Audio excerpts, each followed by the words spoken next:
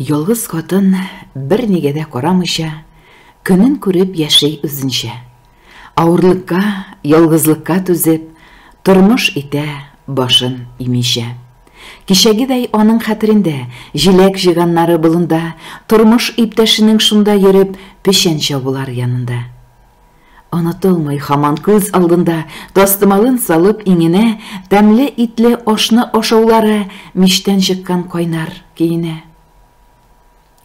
Артта калды инде ул вакытлар, сагынып сөйләп искә алабыз, бер хатында ялгыз калмасын дип, кул күтәреп, дуга кылабыз. Рәхәт диләр андый хатыннарга, ире дә юк, үзе гел ялгыз, кем дә белми кайда йөргәнен, күңелендә ниндәй уйсагыш.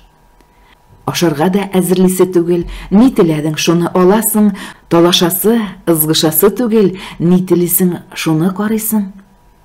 Күңелең тыныч, яши беләсең син, теләмәсәң эшне ташлыйсың, барысы да синең үз кулыңда, йоклап тугач кына торасың.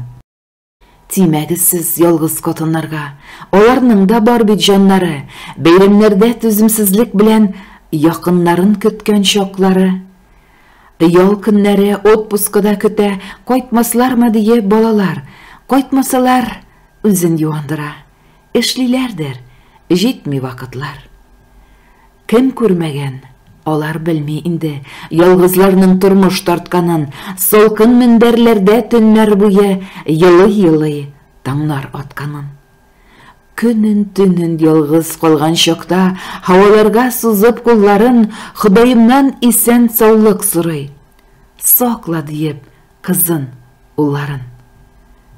Рәхмәт инде тирә күршеләргә, WhatsApp'тагы якын дусларга, ауыр чакта хәлләремне белеп, киңәшләрен биреп торганга. Игътибарыгыз өчен зур рәхмәт, дусларым. Рәис Нуруддиновның бик матур шигырен укыдым бүген. Ялгыз хатын дип атала. Барыгызга да гаилә бәхете телим. Исән сау булыгыз. Матур яшәгез. Бер-береңнең кадерен белеп, рәхәтләнеп, бәхет дигән гомер юрганына төренеп яшәгез. Иң изге теләкләр белән Гүзәл Яппарова.